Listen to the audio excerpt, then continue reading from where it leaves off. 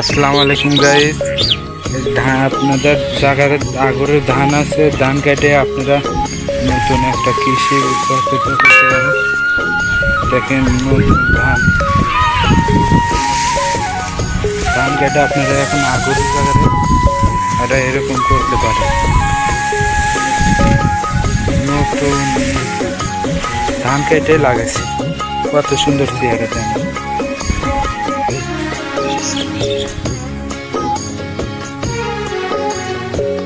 পাশে পাকাতান, পাশের ক্ষেত্রে পাকাতান, দেখেন কত সুন্দর ধান।